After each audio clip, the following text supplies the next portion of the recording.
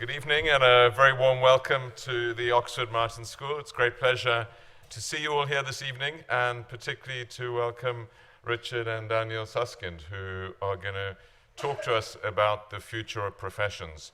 One of the great things I learned very quickly from the manuscript when I read it is that we're all safe because we are creative, dexterous, and do many things that machines won't do. So relax, have a great evening, and worry about the rest of the world, which is what the purpose of the Oxford Martin School is, to grapple with the great challenges. And this question of the interface of machine intelligence with professions, with workers, is one that we are very engaged with. We have as I think many of you know, we have a work program on technology and work. We've done some work on this, but we haven't worked at the high skill end of this. And I think the work that Richard and Daniel have done has been truly remarkable in being the first to think deeply about the professions, and it's the reason why I strongly recommend the book to you, which will be sold next door afterwards, and they will do a book signing. So this is the Oxford book launch of the future of professions. I've known Richard for a while from his work on the future of law, but also from his engagement with the Internet Institute, which is associated with Balliol College, and it's really been a pleasure to see him not only thinking about the future of the Internet, but much more broadly the future of law. He's written numerous books, including a book on the future of law. He's an honorary professor at Gresham College. He's the IT advisor to the Lord Chief Justice of England and Wales. He's an independent advisor to many institutions and organizations, and really has been at the forefront of thinking about the Internet revolution and its impact in particular on law, but now more widely. So it's wonderful to have him associated with Oxford and with Balliol, and quite remarkably that his son Daniel is now also at Balliol doing a doctorate. I think you certainly are the first father and son team I've ever introduced, so tremendous achievement. Daniel, who is a lecturer in economics at Balliol, doing his PhD, has worked at number 10 in the Prime Minister's Strategy Unit, in the Policy Unit, and in the Cabinet Office, been a Kennedy Scholar at Harvard, and now has gone even further up in the world by being a doctoral student at Balliol College, which of course is also my college, and it's a great pleasure to see the Master of Balliol here. Both of you are very welcome. We look forward to your joint act, which will be initiated by Richard, following which we'll have a conversation.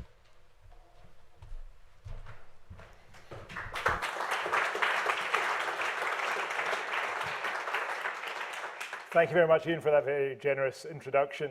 We have a busy agenda for you. You said you were safe, all of you. I'm afraid you're not. Our purpose tonight is to challenge you. We'll start off doing this by, with Daniel, talking about the two futures that we foresee for the professions, and then he'll give you a sense of what we've seen at the vanguard, at the leading edge of the use of technology across professional services. I'll come back then and talk about some trends that we've found in common across the professions, dig a little into the enabling technologies that we think are going to be at the root of the transformations we're going to see. That'll lead me to say something about the evolution of professional service itself, and from there I want to reflect on artificial intelligence and what we call the second wave of AI. After that, Daniel will be back to say what this means for jobs and for the job market. I'll come back and say, in conclusion, a little bit more about expertise, and finally about the moral issues that arise from our thesis. So over to Daniel to discuss, first of all, the two futures that lie in front of us.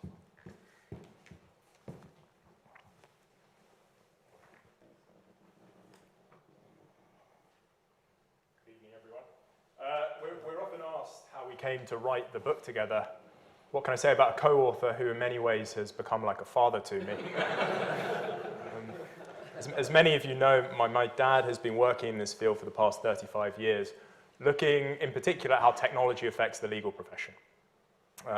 And over the years, in talking to audiences of lawyers, what he's found is that at the end, a stray doctor or a stray teacher, a stray consultant will approach him and say, that's very interesting in the legal profession, but what you're talking about applies equally well in our profession as well. So it was about 5 years ago that my dad and I were talking about this, and As Ian was saying, I was working in the policy unit in Downing Street at the time on tax policy, on health policy, on education policy, lots of different professions. And it was clear looking at each of these professions that significant change was in the air. And that each of these professions appeared to be facing a common set of challenges. So we had this idea to join forces and to set out on a project to look at the professions more generally, and the result was this book.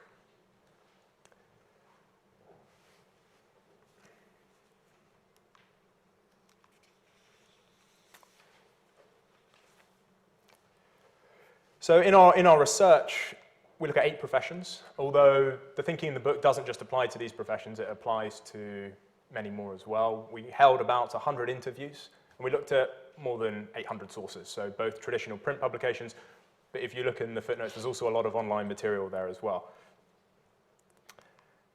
And broadly what we see is that there's radical change taking place, and the purpose of our book is to try and make sense of this. And broadly, we see 2 futures for the professions. And the first, we say, is reassuringly familiar. So here, professionals continue to work as they have done since the middle of the 19th century, but they use technology to streamline and to optimize the traditional ways in which they've worked. So doctors use Skype to talk to patients, architects use computer-assisted design software to design bigger and more complicated buildings, teachers draw on online resources in the classroom. But the second future is a very different proposition. Here, what we call increasingly capable machines will transform the way that the expertise of professionals is made available in society. It won't only streamline and optimize the traditional way that professions have worked, but it will actively displace the work of the current professionals. And for now, we see these 2 futures developing in parallel, but in the long run, we expect this second future to dominate. And it would lead, we think, to a gradual dismantling of the traditional professions as we find new and creative ways of sharing expertise in society. This is where the latest thinking and evidence leads us, but the thinking and evidence also led us to ask a more fundamental question, which is, why do we have the professions at all? And our answer, and it runs through a lot of our work, is that the professions, in analogous ways, are a solution to the same problem, that none of us has sufficient specialist knowledge to cope with all our daily challenges. No one can know everything. Human beings have what we call limited understanding, and so they rely on professionals because they have the expertise that we do not. In what we call a print-based industrial society, the professions are the way that we solve these daily challenges. Professionals have knowledge, experience, skills, know-how, and the term we use for this is they have the practical expertise that others don't. They operate under what we call a grand bargain, which is an arrangement that allows the professions, often to the exclusion of others, to provide certain services. And they act as gatekeepers. Each profession is responsible for its own unique body of knowledge. So doctors look after medical knowledge, lawyers look after legal knowledge, and so on. And so that's a very quick overview of our analysis of the professions in a print-based industrial society, but we're no longer in a print-based industrial society. We're in what we call a technology-based internet society, and our traditional professions are creaking. They're unaffordable. Most people and organizations can't afford the expertise of the finest professionals, or indeed any professionals. They're antiquated, relying on old and tired techniques for producing and sharing knowledge and information. They're opaque. Sometimes this is because the work that the professions do is genuinely too complicated for a layman to understand, but often there's intentional obfuscation here as well. And they underperform. The way the professions are currently organized, the work and experience of the very best can only ever be enjoyed by a privileged and lucky few. The expertise of the finalist specialists is a very, very scarce resource in society. And so we should ask the question, as we move from this print-based society to an internet society, might there be entirely new ways of organizing professional work? Are there ways to make at least some of this practical expertise available on an online basis? Do we still need these traditional gatekeepers? And to help us think through these issues, we decided to find out what's going on at the vanguard. We wanted to speak to leading thinkers and leading practitioners, and in what follows, I'm going to take you through a very brief tour of some of what we found. So in education, for example, in its first year, more people signed up to Harvard's online courses than had attended the actual university in its entire 377 years of existence up until then. Khan Academy, an online collection of instructional videos and practice problems. There are any of my students here, they'll recognize this. I often direct them towards it in certain parts of maths. It has 10 million unique users each month. Now, that's enough to rival, that's a higher effective attendance than the entire school population of England. In medicine, the WebMD network, it's an online collection of health websites and it provides extensive guidance on symptoms and treatments.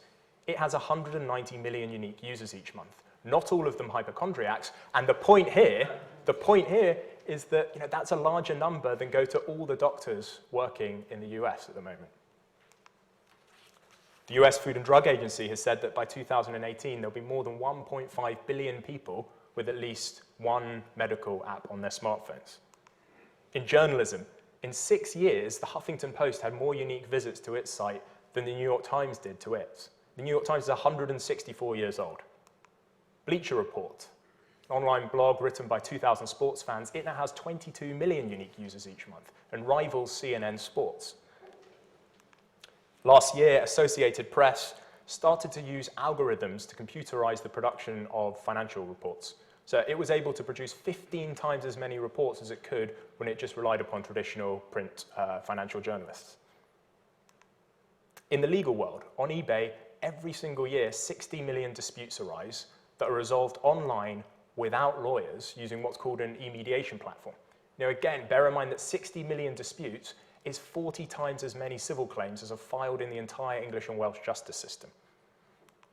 Similarly, LegalZoom in the US, it's said that the best known legal brand isn't a traditional law firm, it's LegalZoom, an online document drafting service and place for general legal advice. In the world of tax, last year, 48 million Americans use online tax preparation rather than a traditional tax accountant to help them. Here in the UK, HMRC has a fraud detection system called Connect. It draws on 1 billion pieces of data every time it makes a judgment. It's said that that's more data than is held in the British Library. No mean feat, given the fact that the British Library has a copy of every single book ever published in the UK. In 2012, Gramazia and Collar, an architecture firm, used a swarm of autonomous flying robots to build this structure out of 1,500 bricks. A Dutch architecture firm has begun to print and assemble a building made entirely of printed parts, and it uses a printer that can print objects 3.5 meters tall. Accenture, a consulting firm, no longer employs just consultants. It has 750 hospital nurses on staff. And Deloitte, founded as an audit practice 170 years ago, now has its own full-scale university set in a 700,000 square foot campus in Texas. The world of religion, Second Life is it's an online world where more than 1 million people control their own avatars, their own virtual representations of themselves. A thriving group of Christians on a virtual island called Epiphany have built this Anglican cathedral. And it offers daily services, a weekly Bible study class, and counseling services. Finally, 2011, and this was controversial, the Vatican issued the first digital imprimatur, and that's the official license that the Catholic Church issues to religious texts. It granted it to this, an app called Confession, that helps people prepare for confession. So this app, it's got tools for tracking sin, and it's got drop-down panels of options for contrition. And the controversy was at the time that the Vatican had to issue a clarification. They had to say that it could help you prepare for confession, but it wasn't a substitute for the real thing. And so we believe all these developments, and there's many more of them in the book, it's chapter 2, and we do a whirlwind tour here. We believe that all these developments in the professions are connected. They reflect a transformation in the professions that we've been studying together for the past 5 years. And the question now is, how do we make sense of this? What does this all mean? And I'll hand back to my dad to do that. Thank you, Dan.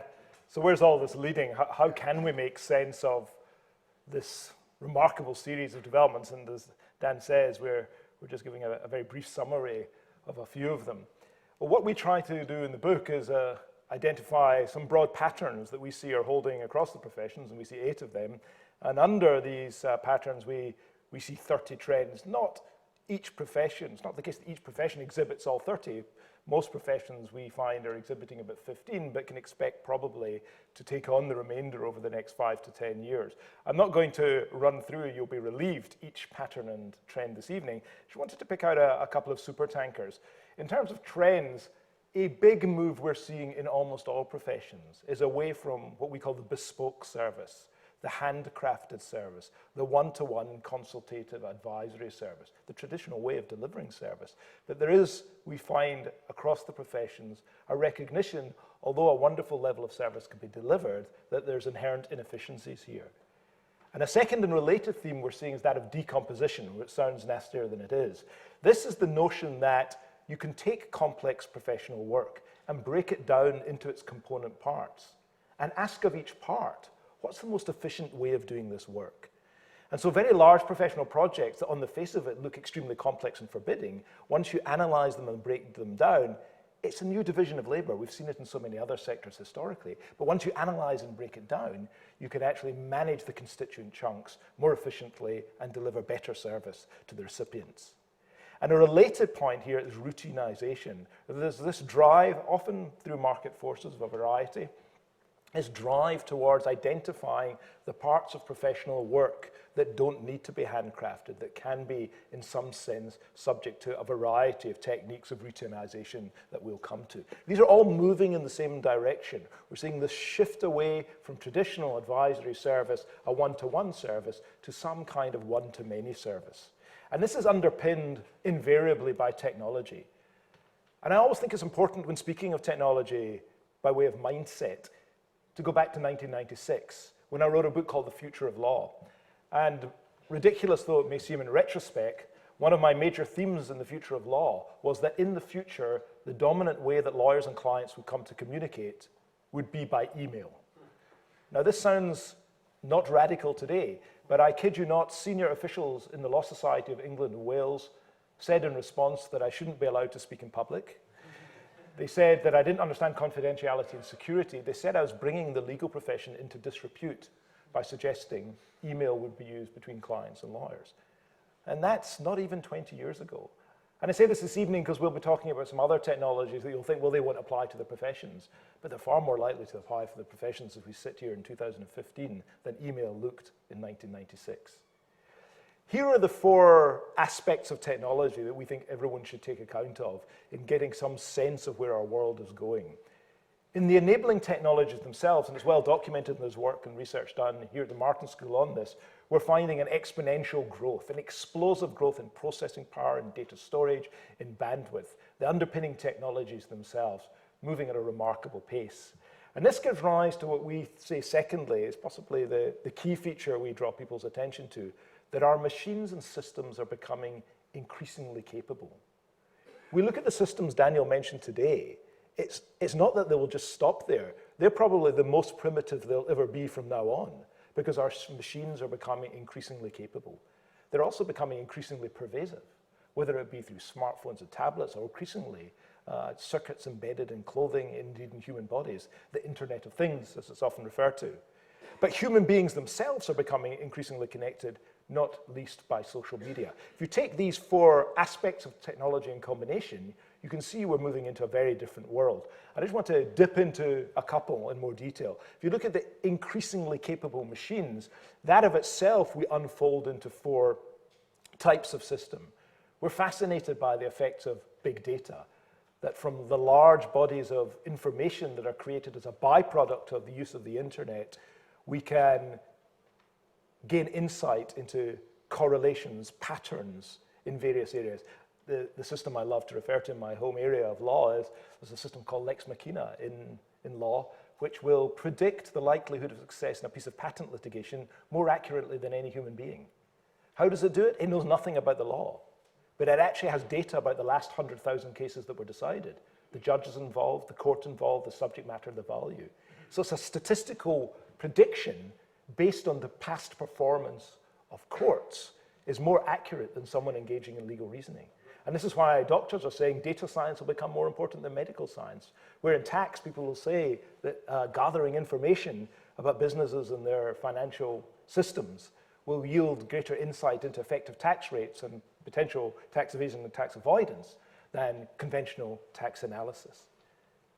Problem solving, a range of systems are emerging, and the best known is probably Watson's system by IBM, a system that appeared in a TV quiz show in 2011 and beat the 2 best ever human Jeopardy champions. Jeopardy was the name of the program. This is a system that effectively can answer questions about anything in the world and do so more quickly and more rapidly than the best human beings. And early results from the use of that same technology in medicine, the level of diagnostic performance, the quality of treatment plan, tremendously encouraging. And you're seeing in other areas, there's similar inquiries into the potential of this technology. One sort of system, the question and answer system, particular structure, yielding remarkable results. And then there's affective computing, which is an area of computing that even many technologists are unfamiliar with.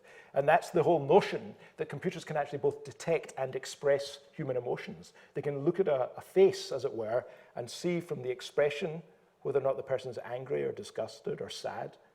Machines, more accurately than human beings now, can tell whether or not a smile is a fake smile or a genuine smile, can tell whether or not a face expressing pain is, again, real or pretend. And of course, robotics. We've seen self-driving cars and a whole bundle of other successes very frequently discussed in the press recently. And if you combine these technologies, it seems to us to make sense. It's intuitively obvious that our machines are becoming increasingly capable. To jump to the 4th dimension, the increasingly connected notion. This is the notion that human beings are connected to one another in ways that were unimaginable, say, 20 years ago. And this manifests itself in a number of ways. We're seeing online communities, social networks, not just open ones to which anyone can participate, but in the professions, Sermo in medicine, Edmodo in education, Archinect in architecture, legal on-ramp in law. These are areas where specialist experts can come and share expertise and insight and experience amongst themselves.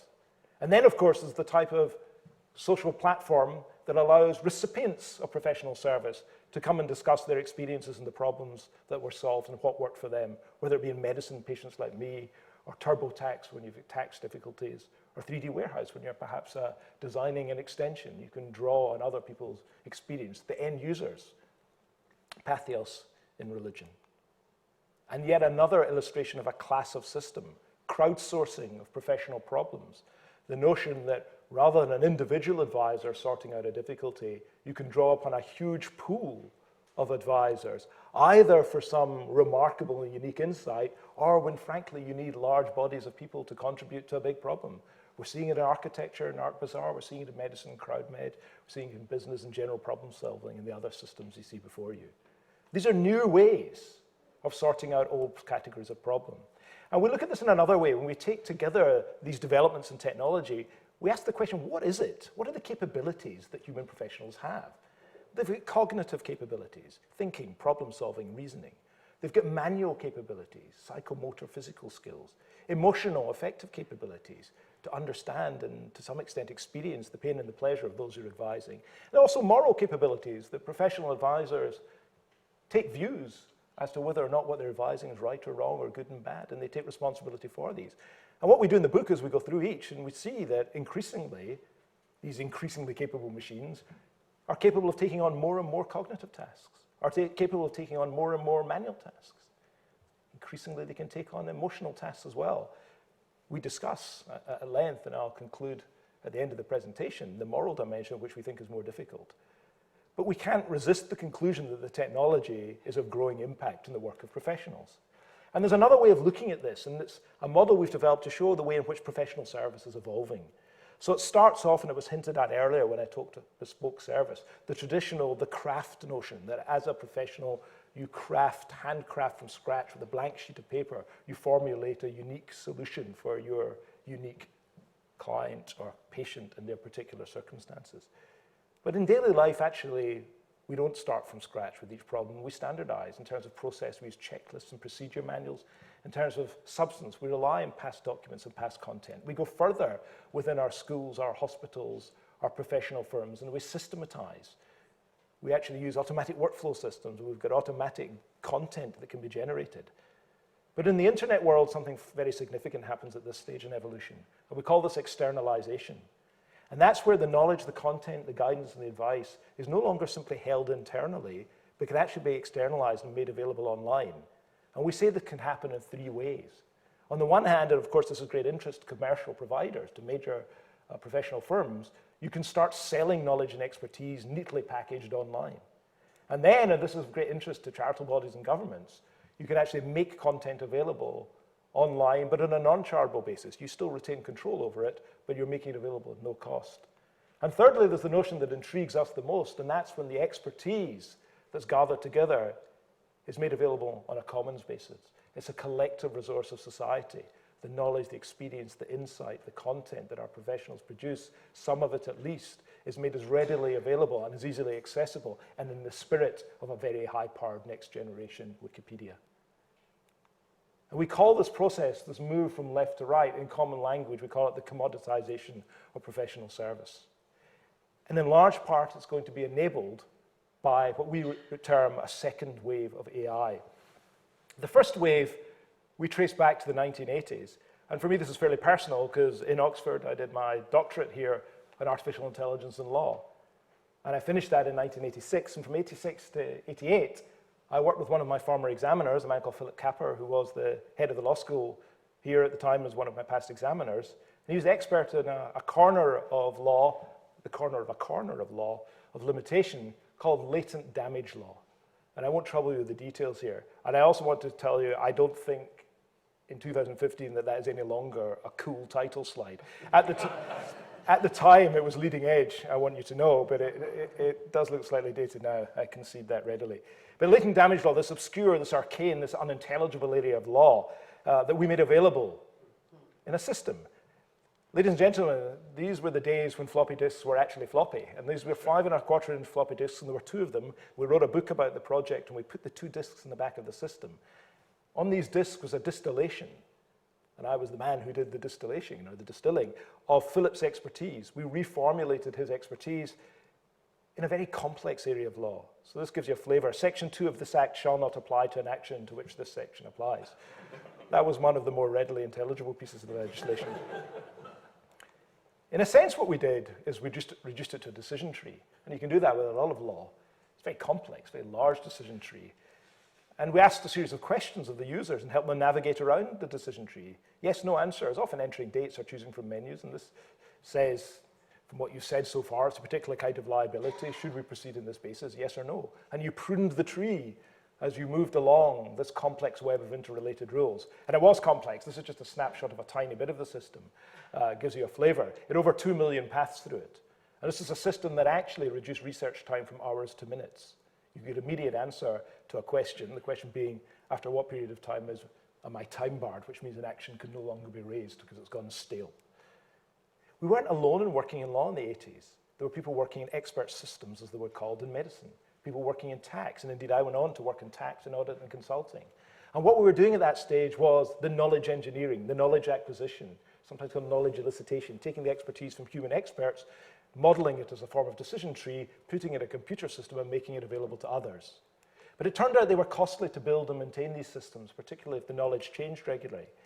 These professions were on a bit of a high in the 80s, and there were little economic incentive for them to invest heavily, particularly when the market wasn't yet demanding them.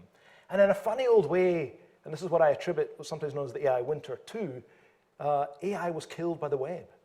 Because suddenly there was a set of technologies that delivered systems that frankly weren't nearly as sophisticated as our rule-based problem solvers, but were far more intuitive, far easier to use, could far more readily be made available. And so for many years in law, in audit, in medicine and tax, people moved to work on these systems that could help spread expertise, but based on the web. Bit of a turning point, of course, 97, when Kasparov, the world chess champion, was beaten by Deep Blue, IBM's system. In the 80s, when we were working in AI and we talked about it, we thought that would never be possible. And the reason we thought it would never be possible is absolutely crucial. We thought it would never be possible because with the only way we thought you could build a computer system that could beat an expert in chess is if you could model as an expert chess player. That was the thinking. You sit down with a chess player, you say, how do you play chess so well? And you put that into a system.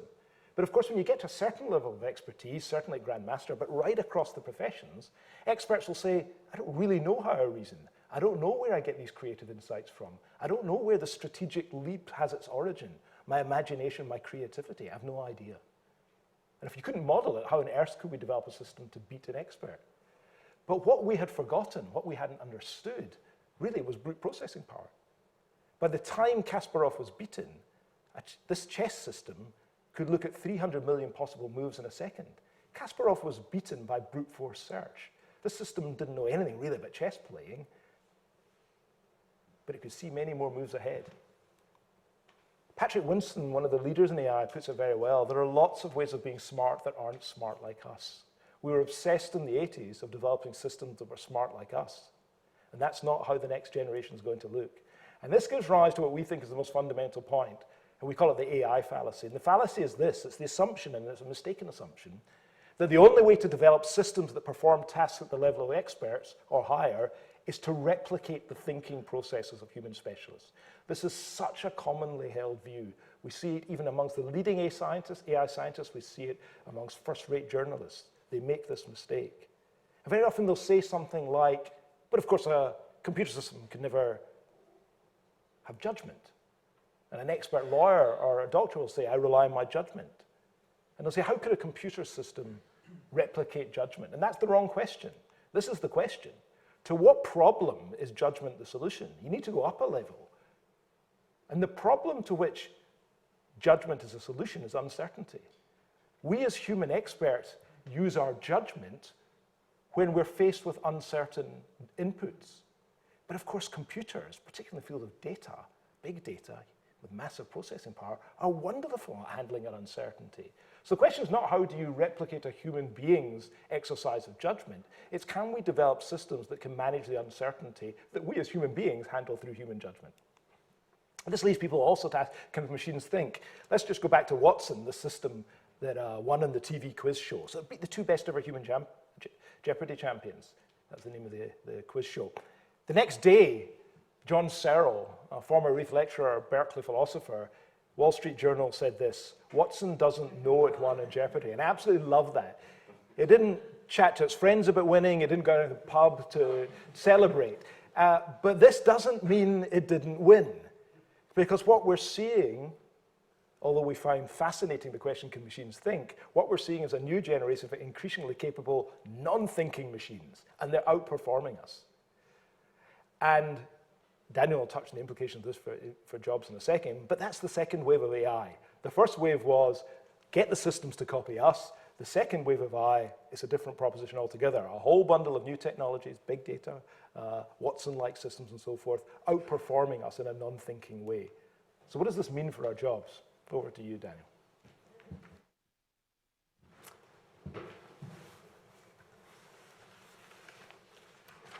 So these dramatic developments in technology, and particularly AI that my dad just spoke about, lead people to ask two related questions. So the first is, will there be any jobs left for professionals? And the second one is, what can humans do that machines cannot? And I want to quickly and briefly just look at each of these in turn. So first, will there be any jobs left? And the answer to this depends on timescales. So in the medium run, our expectation is that technology will replace a lot of the traditional roles that professionals have performed, but it will also give rise to a whole new set of roles. And we look at these in depth in the book, but just to pick out one example of knowledge engineers. That's exactly what my dad was doing in the 80s. He sat down with an expert in law, tried to mine the knowledge from the expert's head and put it in a system for a non-expert to use.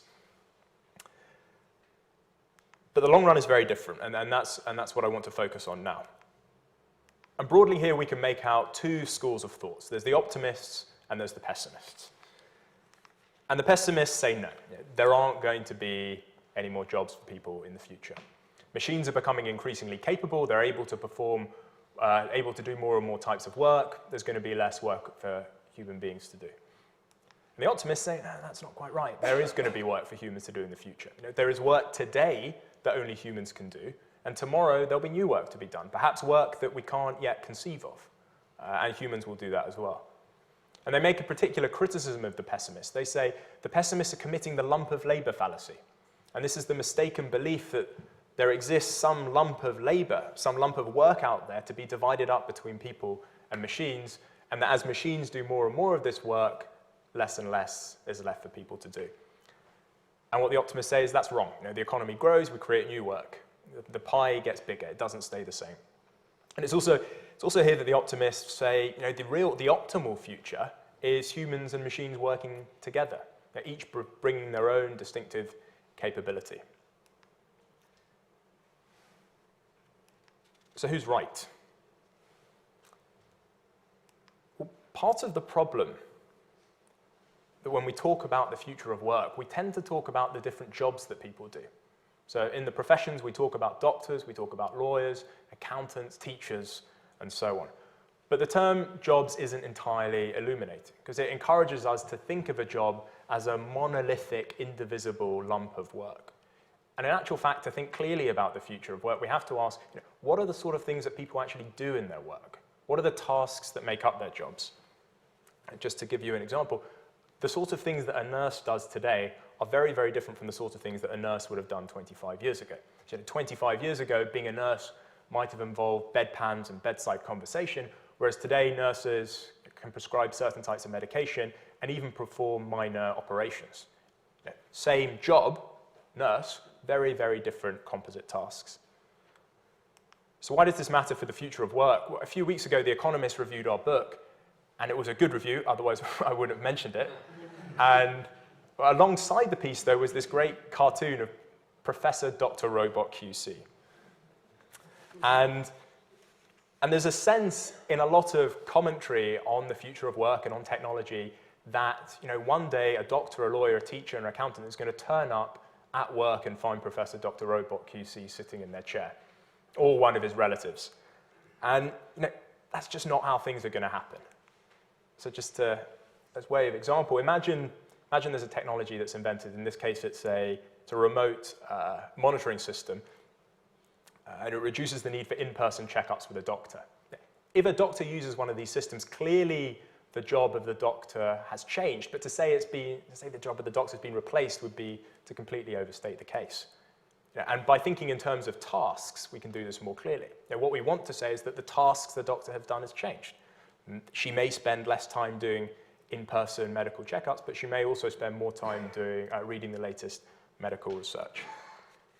So to return to the optimists and pessimists, we can now be more precise. The optimists actually think that there's going to be a sufficiency of tasks for human beings to do in the future, whereas the pessimists say no, there's not going to be enough tasks for human beings to do in the future.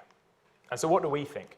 Well, both are right and wrong. On the one hand, we think the pessimists are right to recognize that machines are becoming increasingly capable at existing tasks, but they're wrong to ignore the fact there may be new tasks to be done in the future, pie getting bigger.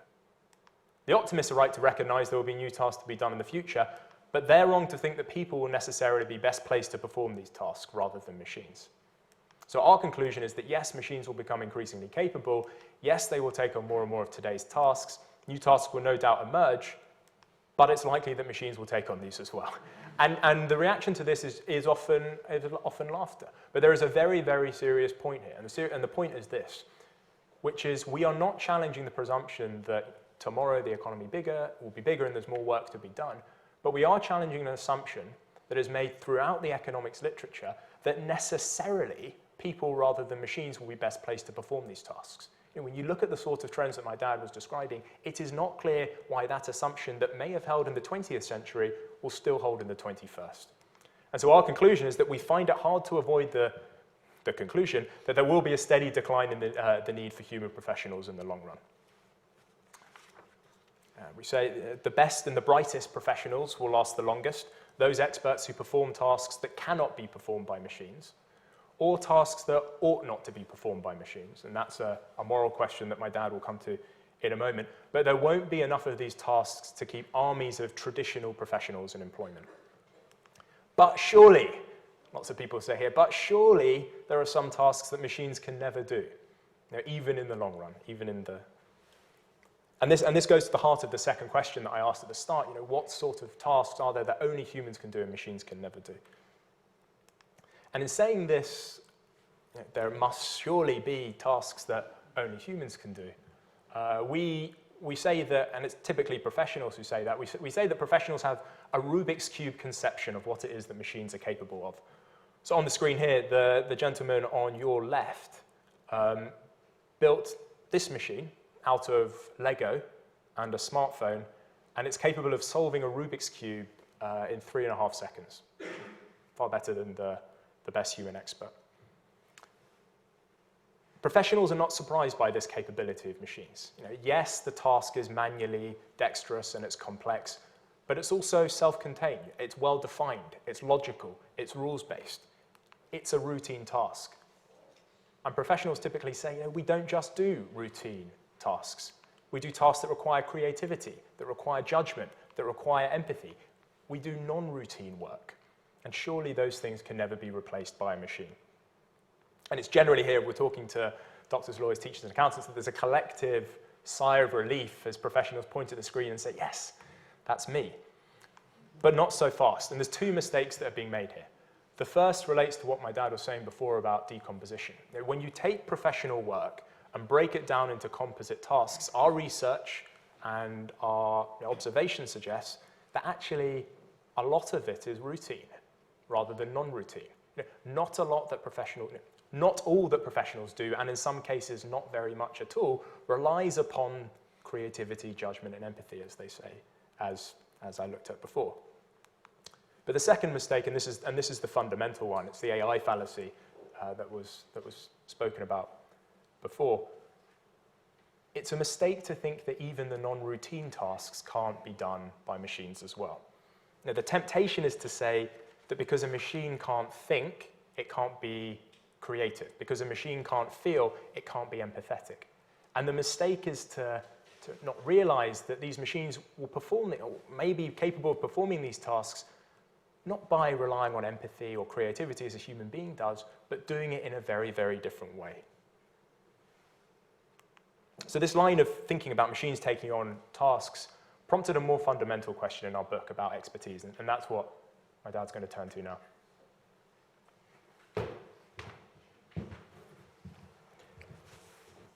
So really, by way of conclusion, we started writing a book about the future of the professions, and we really ended up writing a book about the future of expertise and how we should share it in society.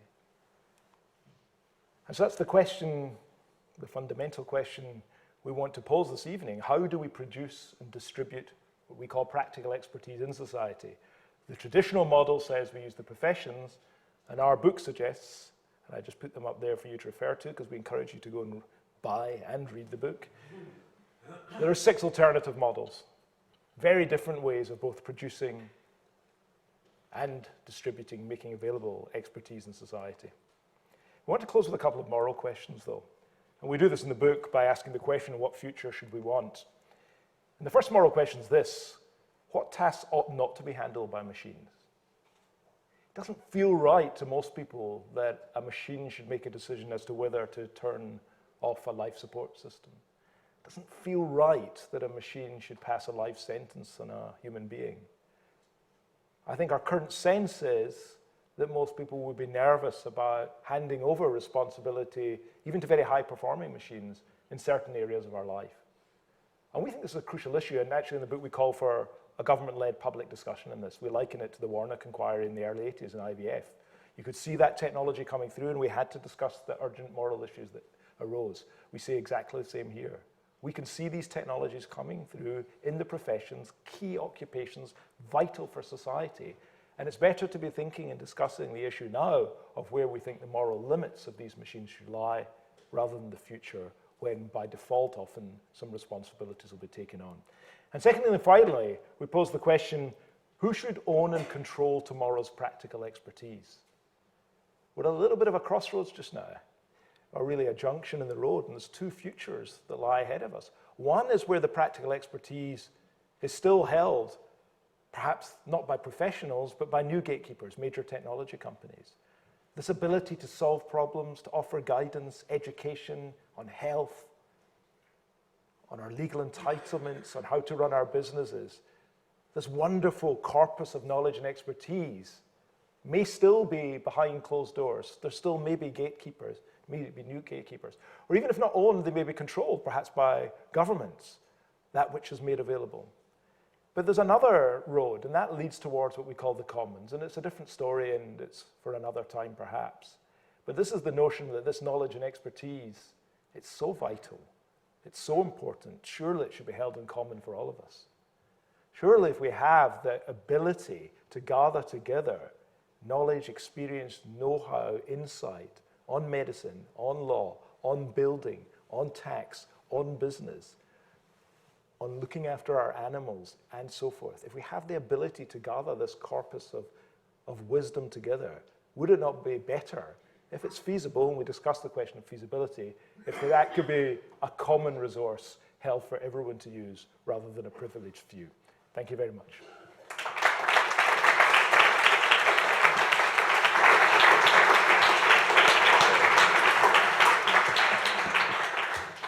Thank you so much, Daniel and Richard, for not only an incredibly thought-provoking analysis of where we may well be heading, but also for introducing moral and ethical dimensions to that. This evening is being presented in conjunction with the Oxford Internet Institute, which Richard chairs, and obviously one absolutely key dimension is what the future of the web will be able to provide, but on so many other dimensions. As you now well know, the book will be available afterwards to dig deeper, and you'll be able to discuss it with them when they do the book signing. But we have about 45 minutes for Q&A. This is being webcast and videoed, so don't say anything if you don't want to be webcast and videoed. Identify yourselves. There should be a roving mic. Who'd like to go first? Why don't you start there? Thank you very much for a fantastic talk. So this is really just on the final question that you posed. I was very interested that you thought that the optimists thought that there would still be work in the future, because a lot of us have the privilege of doing work that we enjoy. A lot of people just hate their work. Yeah. And obviously in the back of the mind is that work also correlates with income. So the optimists want income in the future, but not necessarily work. So I wonder if you'd say a bit about the potential dislocation of work from income in the future, and what the institutional regimes might be that take us from our current property regime, where Google and Apple are going to walk away with the proceeds of automation in 20 years if we don't do anything, to a regime where that's held. Okay, maybe one of you could repeat the question before you answer it. Okay, well, first of all, I was going to say, you can discuss, if you wish, labour and capital and so forth. But the initial question was that isn't it strange that the optimists look as they do? But I just wanted to say something about the optimist-pessimist distinction. Very often we're talking, and maybe this is wrongly from the point of view of professionals looking at it, and you say the optimists and the professionals will say, oh, hang on a second, there's going to be lots more work for us. But you raise such an important issue, because one of the words that we don't use that is very common in this area is the word disruption. Because many people talk about these technologies to which we were referring as disruptive. And this raises the same point, because the reason we don't is because it's to ignore the recipient. Because actually, there's something slightly strange about the idea of liberating medical knowledge, legal knowledge, accounting knowledge, making that widely available. Surely this is a good thing for the recipients. And to call it disruptive, it seems to us to send out the wrong signal. So we express the same, but we don't want to call it disruptive. So we should perhaps have stressed that when we're talking about the pessimists and optimists, we're probably talking about optimists are those people who are in good professional work and probably quite enjoying as well. But the point is very well taken. From the point of view of the recipients, or for those people who frankly find their jobs rather grim, our view of optimism and pessimism might be slightly topsy-turvy. Did you want to say something about that? Yeah, so it's a great question. It's an important question. Again, it's a question of timing. So for now, that question, I think the more important question is, what sort of things will people be doing, and what are the consequences of technology for people who are in work? Because that story about optimists and pessimists dueling was a long-run story. For now, that's not the story. The story is it's going to change the sort of things that people do in the work. And we've had a go at trying to think about the sort of tasks and so the sort of skills that you'll need in the medium term. But the long-run question, not when it's changing the sort of work, but actively leading to a decline in work, is a really important one. And in certain countries at the moment, you already see, you imagine the economy as a big pie, and one slice of the pie goes to labor, and one slice of the pie, is paid in wages to labor, another slice of the pie is paid in rents and to the owners of capital, you see the labor share, the labor slice getting smaller in certain countries, and the capital slice getting bigger. What does that mean? It means that if people in this long-run story are going to rely more and more not on labor but on what they own, then questions about the distribution of the ownership of that capital are particularly important. To tie it into Thomas Piketty's book, his story is a story about how the increasing importance of what you might call traditional capital, physical capital. This story is about the increasing importance not of traditional physical capital, but it's about information and knowledge, and these increasingly capable systems. So in the book we don't explore the transition, partly because we have to have a debate about what that is, what that would look like, who's responsible for it, what do people think about it. It's a debate that's not really happening at the moment, and like the debate about what sort of tasks shouldn't machines do, it's a debate that we need to have today. So I think it's a great and important question. And in law, there's a parallel debate about intellectual property, because it is intellectual property, which in many ways mirrors physical property. Does in the internet society, does it serve its purpose effectively? Is it an appropriate construct for the handling of this kind of capital? Gentleman over here, and then we'll move back. Thank you. Can you say a little more? Thank you very much for a very fascinating talk full of fateful implications for the future of Africa. Can you say a little bit more about non-thinking machines, machines which can rise to some kind of intuitive level beyond the simple plunking rationality of the decision tree? What we're arguing is that, in a sense, a conceptual level, that these non-thinking machines, what we don't want to say is that unless a machine can think in the way a human being can think, then machines can't solve the kinds of problems that human beings can solve. What we're suggesting is that these machines, although they have no cognitive states of the sort we would normally associate with human thinking and meta-level thinking, these machines can still perform at a remarkable level. We gave the example of Kasparov. We're not suggesting that Deep Blue, and this is the whole point of John Searle's observation, had anything like the feeling that a professional chess champion would have in beating the world chess champion, but we're still seeing it performed at a rather high level. So we're somehow trying to disengage the process by which human beings perform at a high level, which we think involves thinking, from the process by which machines perform at a high level, which we think need not involve thinking. We're agnostic on the point about whether or not machines in the future will ever be said to think in a human way. It's a fascinating question. It's not one we address. But for now, even if they don't think as human beings think, they can still perform at a very high level. And this has profound implications. But the challenge to us is that we have this intuitive sense, and it's a very human-centered view, that the only way the really difficult problems of professionals can be sorted out is by professionals. And people will say on the one hand, well, that's of course just to do with cognitive and problem solving. But you're seeing this emerging field of effective computing. And again, I often use examples in law, but you'll hear so many lawyers talk of the courtroom and saying what's really important in any court case is the credibility of the witnesses, and you've got to look the witness in the eye and tell whether or not, see whether or not they're telling the truth.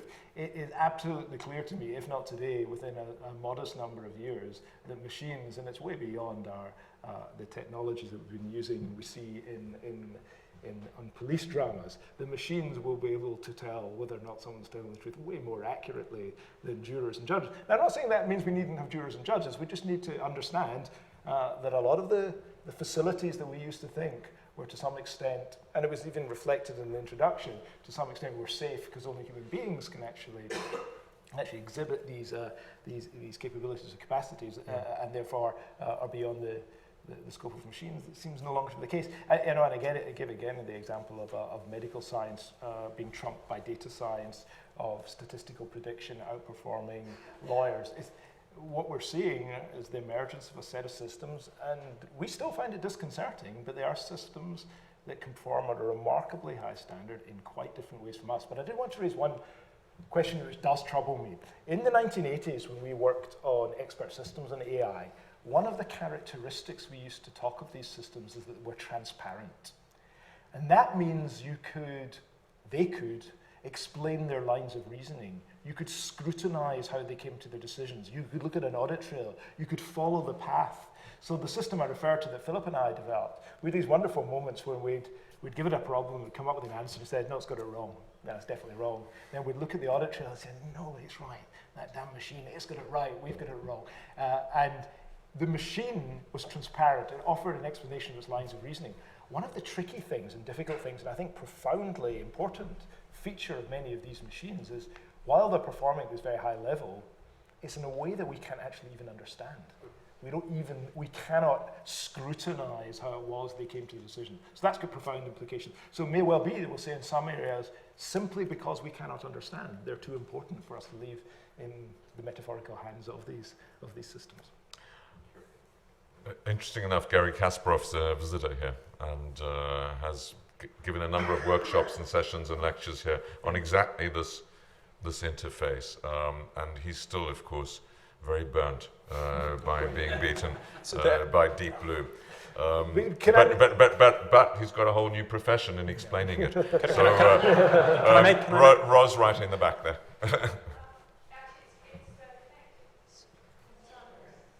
It's connected with your last comments, actually, about understanding and auditing what the outputs of the machines. I'm just wondering, what's the incentive in the future for humans to acquire practical expertise? Because in the past, machines have tended to replace fairly unskilled jobs, and unskilled people, unskilled workers have got perhaps more flexibility because they don't need that cushion of knowledge and expertise that the professions have. And so in order to have that, to have flexibility, you've got to do a lot of spade work, you've got to do a lot of groundwork. And if machines are taking over in those areas, why would anyone push on with getting to a level of professional expertise that will actually make them in any way useful or in any way able to audit what the machines are doing? I think your question is, what's the incentive to go on producing expertise, and what's the feasibility of this whole notion? I think. Do you mind if we talk amongst ourselves? Well, my interpretation of what you said was that as a young professional, if you're sitting here wanting to think about a career in the law, and you're thinking, I'm going to reach my peak in 20 years, what is the point of me accumulating all this expertise? Also a good question. So which of the two? We actually deal with both in the book. You won't be surprised to learn. Yeah. If you're a young, why would you be a young? So it's cutting the teeth. Why do people go into professions? I actually prefer the first question, but I'm happy to answer the second question. I'm not a politician, so we often express it in this way, and joking aside, in chapter 6 we do address the issue. It's in a slightly different way, which is how do you become an expert? If a lot of the routine work on which aspiring experts used to cut their teeth is now undertaken by machines, question A, how on earth can you become an expert, and really why bother? Because it just seems such a distant prospect. I mean, there's a very long answer to that. I just want to explore a couple of themes, and I'll give you a couple of illustrations. At its heart, this question challenges the way we train our young professionals anyway today. And I was challenged with this question, a similar one, a number of years ago, and I decided to do a little bit of research with young lawyers. Because if you go to a big city firm in London, to move up the chain to eventually become a partner, one has to have cut one's teeth. It's the same in all professions. You have to do, as you called, I think, the spade work. And so what you do if you're a young lawyer is in a big firm, you tend to get involved with big disputes and big deals where there's lots of documents to review and categorize. So frankly, and not entirely metaphorically, you're put in a basement for a couple of years to sort through documents. And document control, document indexing, document review occupies a lot of the time of people who are meant to be learning their trade. And I put it to some young lawyers. I said, what would happen if this work was actually undertaken by machines? If rather than you reviewing these documents and categorizing them, it could either be outsourced to lower cost labor or done by intelligent search and the techniques called predictive coding. How would you learn your trade? And uniformly they came back to me and said, we get this after about 3 days, we don't need to do it for 2 years. Which leads me to say, and I know it's controversial, we shouldn't confuse training with exploitation. Because the reason that so many young people are taken on across the major professional firms in the city is because it is very complementary to the underlying business model, which is a pyramidic structure. A person who owns the business, a large team of people, and I'm not criticizing it because I think it's marvelously inventive if people are prepared to pay for it. But you've got lots of junior people doing work at a rate charged to clients far more than you pay them. But what's happening now, interestingly, is clients are saying, and it's been happening since about 2005, clients are saying in law, in architecture, in accounting, in tax, in consulting, in audit, they're saying in all these areas, we're not prepared to pay for the training of your people anymore.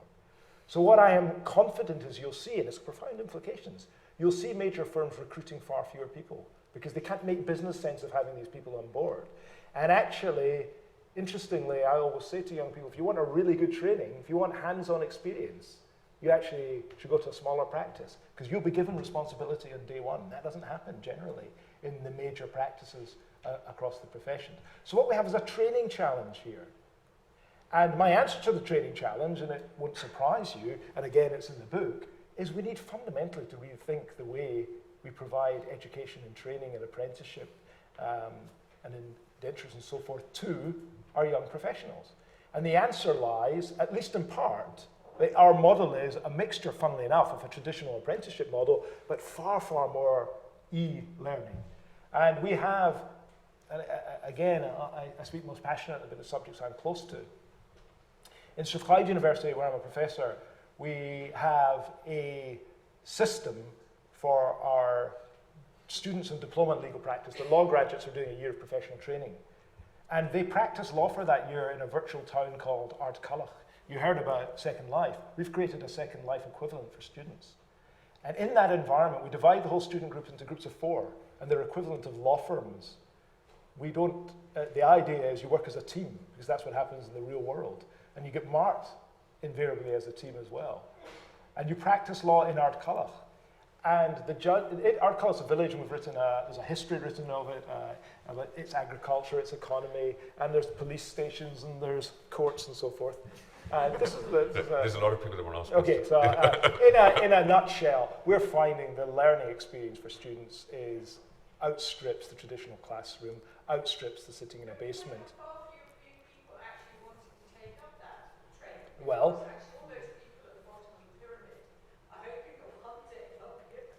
to respond to this, I mean, we're arguing that there will be unquestionably a reduction in the number of former traditional professionals. That's the thesis. One can discuss the implications of that, but we can no longer justify them on economic grounds if we want to provide good, wide legal and medical services. But secondly, and we've also said this is a whole bundle of new jobs coming along. Now they in turn will probably be subject to the same pyramidic shrink that you're referring to, but that'll be further down the road. But make no mistake, the overall thesis is there will be less for humans to be beings to do in the future. And we're happy to be challenged on that thesis.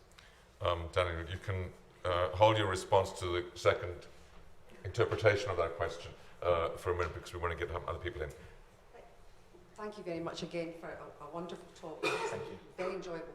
Can I ask what role, in particular, does empathy and compassion and listening skills? I know a computer can listen and can mimic that, but in terms of what the consumer wants from the professional, apart from the fact, the reassurance, but that essential human interaction, Stephen Hawking says that this is all the end of humanity because we'll evolve ourselves to such an extent that we will be redundant, and therefore when we're redundant we'll get up to all sorts of bad things and we will stop procreating, etc. And we'll live lonely, isolated lives, which these machines can't. Now that may be a wrong thesis altogether, but to what extent do you think that those features can be taken into account and that the consumer, for instance, who doesn't like going into a shop where you have to do the barcoding yourself because I like the human interaction, doesn't seem to have very much weight in that? Yeah, and it's a vital question, and I'm conscious that Ian doesn't want me to answer it at too great length. So I'll say again, and and I know I keep on saying this, but I want you to know this is something we thought about and have written about at length in the book. And there's a whole section on empathy. I have a father who's a retired doctor, a brother who's a lawyer, and a wife who's a cognitive therapist. So you can imagine that's the first point they all make. Therapy is an interesting one, though, of course, because one of our favourite books is by Joseph Weizenbaum, written in the late 70s, called Computer Powered Human Reason. It was a joke. He developed a system to imitate a psychotherapist.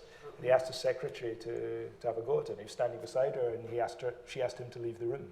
And actually, because she actually wanted to confide in it on her own. And it turns out there's a whole class of problem, actually, that human beings would prefer, and I'm not passing judgment, I'm just passing along the news, that actually there are some problems people would actually prefer not to deal with a human being with. So that's a class of problem. A second thing we often say is we shouldn't expect more of our machines than we get from our human beings. And with all the will in the world, we put down the challenge, when there's bad news to be imparted, a need for empathy, are we absolutely sure the technical surgeon, lawyer, accountant is the person for the job? Almost invariably not. That's why you may have seen, we actually think there's a new role called the empathizer. That's the person who's very skilled at that. So we can see a model where you have an empathetic nurse with Watson that cuts out a lot of doctors. We're playing around with these various structures. We take it very seriously. We do think, in many years hence, these systems will actually be able to make us feel warm inside. And there's lots of evidence about us actually having feelings that we associate with interhuman being feelings that we get with machines. And we talk about the robotics seal in the book that's well known, a case study on that. So we think it's a vital issue. In the end, though, we've quite a pragmatic, and we've been criticised for this in reviews, quite a pragmatic view is that if you look at things like health and law in particular, and education, if we can make a less empathetic service far more widely available to all, but it's less of a human touch, but yet we increase the sum of human health, we help people understand their entitlements better, provide a better education, then we think on balance that's probably a sacrifice worth making. And we question whether or not we can actually afford the service that you refer to, which we would all probably prefer if we're trying to distribute expertise effectively in society. So we take the question really seriously. We're just a bit stumped about how there's a balancing decision to be made there. I think there's also, just to come back to what I was talking about, there's also another just point to make, which is that professionals, in all professions, tend to overstate the role that empathy plays in what they do. It is not the case that every task that a professional does requires the sort of empathy that you were talking about. Not everything that a doctor does is sit down and impart bad news. Not everything a lawyer does is sit down with a client and try and use empathy to convince them of a particular position. Yes, you do a huge document review in law. Do I really need an expensive lawyer, an expensive building, an expensive city? Who's incredibly empathetic. So once Dan's right, once you decompose, you can ask the question, do the decomposed tasks all require empathy? It's a more efficient way of delivering empathy. I always thought that lack of empathy is what qualifies people to be surgeons and lawyers. So it was very interesting that this is an attribute. I think there's a statistic that... I'll hold it back. Can I just come back? You responded about the distributional issues of this in response to Tom's question. I want to come back to that because it strikes me that if we assume for a moment that you're right and that machines will in a way take the place of the professions, then yes, I think... Can you hear in the back? Then perhaps Google and other companies will take the lion's share of the newfound profits from this, and professionals are in danger of losing out. Now, you mentioned the moral questions at the end, but perhaps it's also the case that professionals, being clever people, might then have an incentive to try to protect their jobs by, you used the word, Richard, at the beginning, obfuscation or mythologizing the degree to which only they can control uncertainty in order, perhaps, to prevent machines from taking over. Is there then not just a moral question, but also a question of kind of ensuring, regulating more transparency about the process and not, so to speak, allowing that kind of mythologizing or obfuscating to go on? No, I'm happy. Two observations. One is, I think there's a real difference between liberalization, and it's something we talk about in the book, liberalization, which is challenging the ground bargain and allowing more people to have a role in solving the sort of problems that traditionally the profession solve. Liberalization and deregulation, which is a free-for-all. What we're not calling for deregulation. We're saying we ought to liberalize, but we need to think seriously. That's what both of you have said. Exactly, what does the new institutional regime look like to support and nurture these very, very different looking types of institutions and systems, but also protect recipients, clients, and so on in this new one. So that's that question about what the regulatory structure looks like is a really important one. But that distinction between liberalization and deregulation, the two are often conflated. I mean, the second thing is that when we look in one of the 30 patterns that we didn't talk about there was demystification. And what you see in all these professions is a realization from clients, from recipients of professional work, that actually a lot of the things that lawyers, doctors, teachers, and so on have traditionally mystified and made difficult for the recipients of their work to interpret and understand can be understood and interpreted. A lot of these online systems and offer a way for lay people to the veil of mystery, to sort of strip it away and understand the sort of things that are going on. A good example of this is so Patients Like Me. I think it's a great example. It's an online platform, and there are no doctors involved there at all. It's 350,000 ordinary people who have problems, and they come together online and share their experiences about treatment programs that worked, that didn't work, and not only treatment, but also how they cope with it all. That is the sort of thing that historically you would have expected.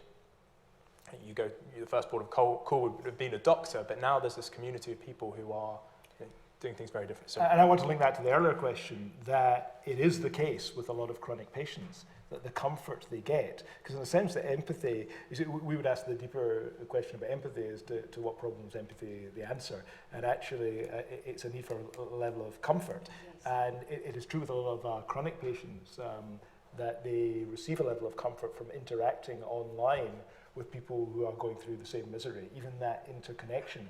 So it's quite interesting that the way in which that comfort is offered might be rather different.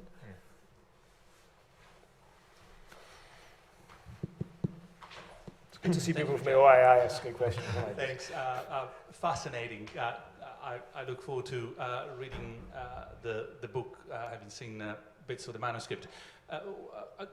Question/curiosity about some of the research you might have done, which may not have been put in the book, and concerns power and those who produce, control, own the systems that are going to replace the professions. Let's oversimplify, a black and white picture. Suppose 10, 20, 30 years from now, those systems are in place. Yes, most lawyers, doctors, nurses, and so on have been replaced. Someone is, shall we say, behind the systems in place. Have you discovered something interesting? Can you share something with us that may not be in the book about the power that controls the systems that are replacing the professions? In a sense, that's tied up with our second question, who should own and control the future systems? We haven't done direct research on that, and in a sense, we pose that question as one that about ownership and control for others to do research into.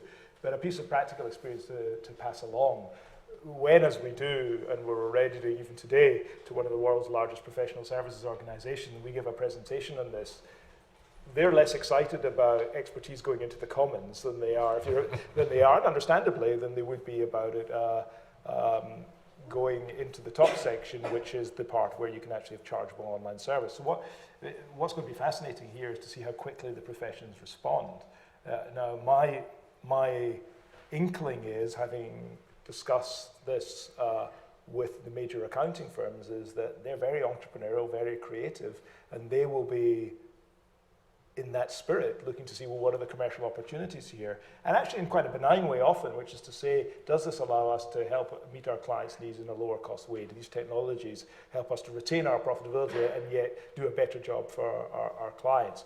But if there's a huge impetus in that direction from all professional firms in a systematic way, that's likely to retain the gatekeepers, because the gatekeepers will be those who are perhaps not the one-to-one professional advisors, but those who are the great knowledge engineers, the great data scientists, the great great process analysts, and so forth. And so, also, we would expect, and from discussions I think this is right, that the highly entrepreneurial, successful professional firms will move quicker than government. But remember, it's not just professional firms. If you look at the big publishers, big database providers, the whole range of high-tech internet-related service providers, there's others who recognize opportunity here. So I think if you have the inkling or the inclination that we have, that it would be great to make as much of this readily available as a commons. We have a battle on our hands, and it's a battle with very, very impressive commercial organizations who rightly will be looking to see, in the interest of their shareholders, how this actually offers opportunities.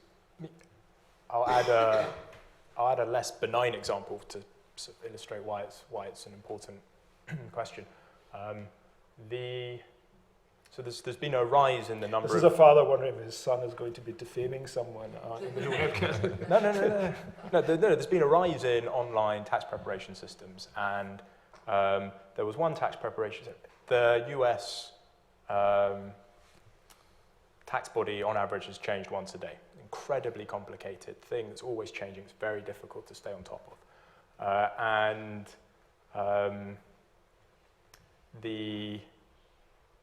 the great merit of these tax preparation systems is that you don't need to worry about the complexity of the tax system.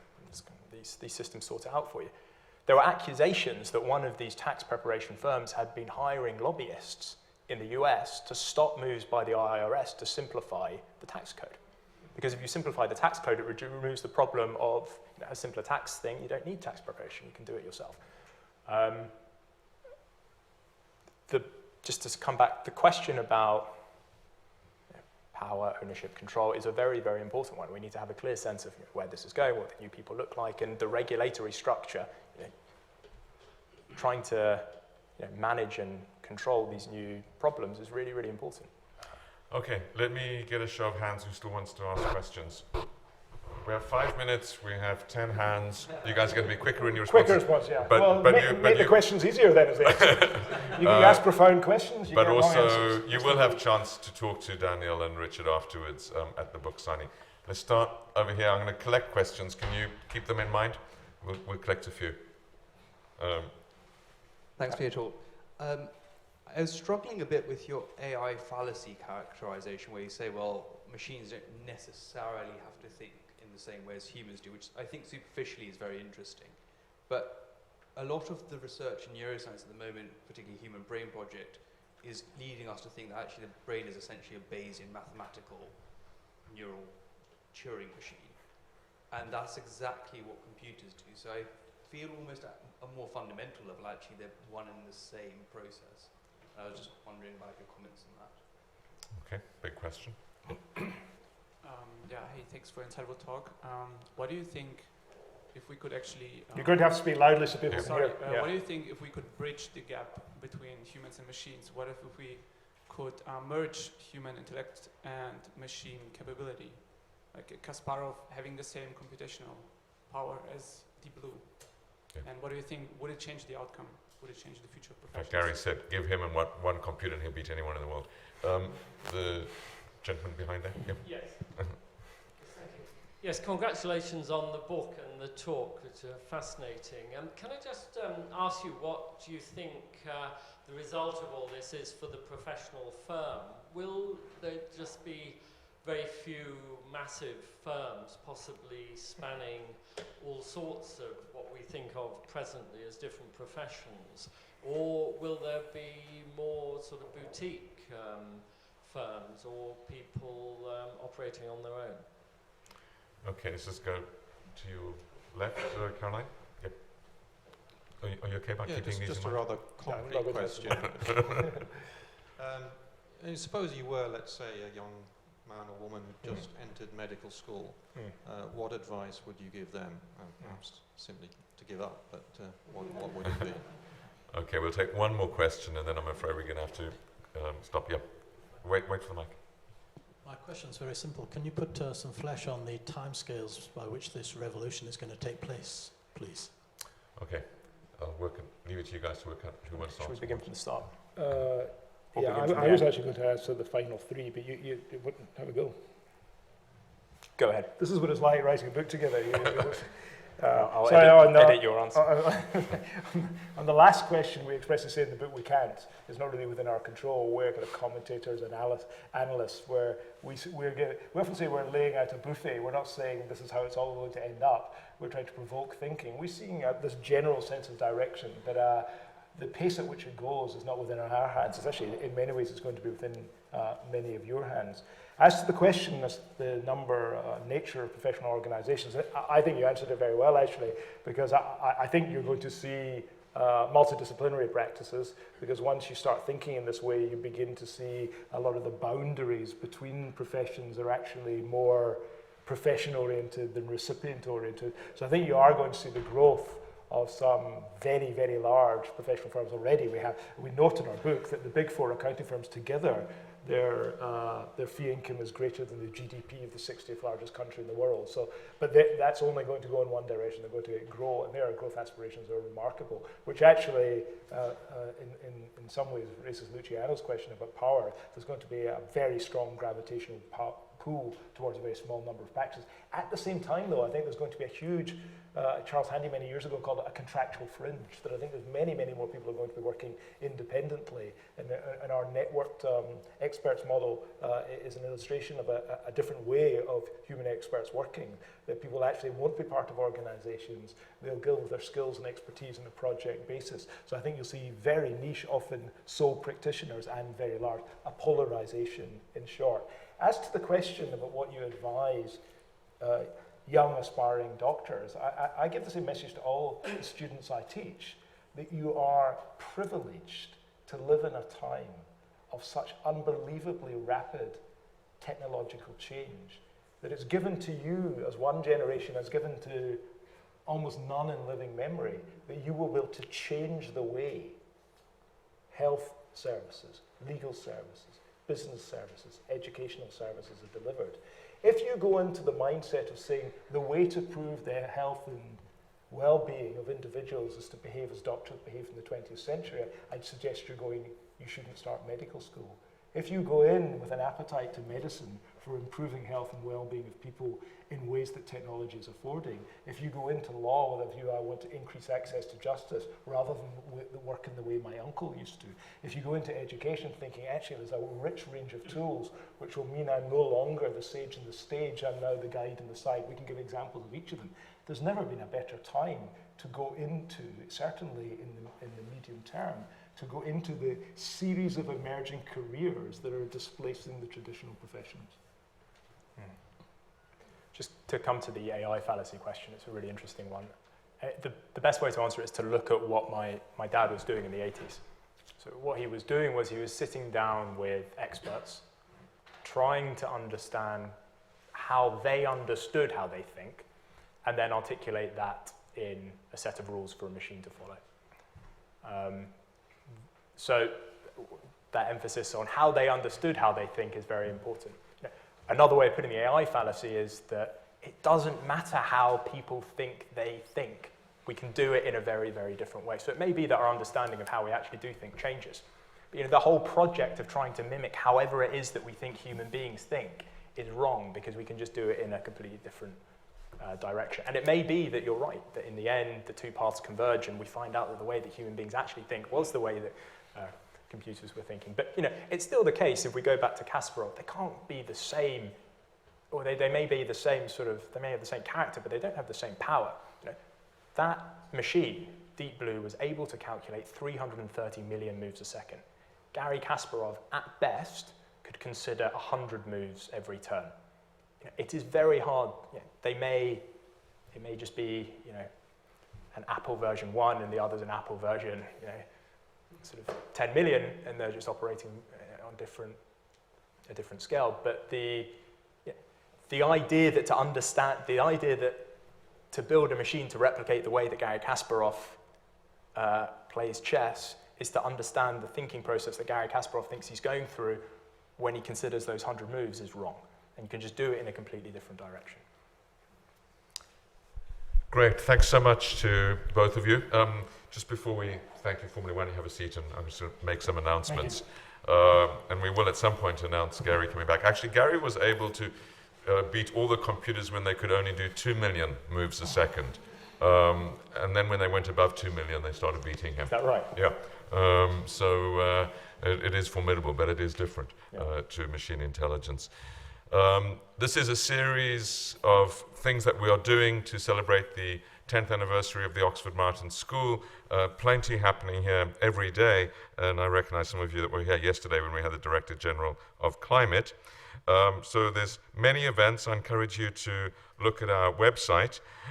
Tomorrow we have John Mulbauer and Professor Brian Nolan on Mind the Gap on inequality. They are both in our Institute for New Economic Thinking, and those of you that have followed Angus Deaton's award as the Nobel laureate this year will notice that it was his work with John Mulbauer that was cited for his Nobel Prize. So they'll be talking about inequality tomorrow at 5 o'clock here in our weekly seminar series. On the 10th of November, we have Hein de Haas talking about the drivers of global migration and refugees. On the 16th of November, Monday, we have Jerry Kaplan, whose book is on a very related theme to Richard and Daniel's, which is a book entitled Humans Need Not Apply, a guide to wealth and the work in the age of artificial intelligence. On the 24th of November, we have Lord Adair Turner, whose book's just come out called Between Debt and the Devil. Adair is the chair of the Institute for New Economic Thinking at the Oxford Martin School, but is also, as you know, the former head of the Financial Services Authority and many other things, CBI amongst them. The big event of the term is our 10th anniversary celebration, which Lord Martin Rees will be the keynote speaker at, talking about will technology's dark side eclipse humanity's bright future. And today's talk is in part very much referring to that. So that's on the 23rd of November at 5 p.m. All of these events are on our website with many, many others, and I encourage you to register and look at the site. We're having a reception immediately after this to which all of you are invited. So drinks around the corner in the cafe that Andre Illy very kindly donated to us, and Richard and Daniel will sign books and carry on the conversation. I'm sorry that not all of you got to pose your questions, but you will have a chance to have a drink with them and get their book, which I strongly encourage you to do. Thanks to you all for coming, and particularly thank you to Richard and Daniel for stimulating us so deeply.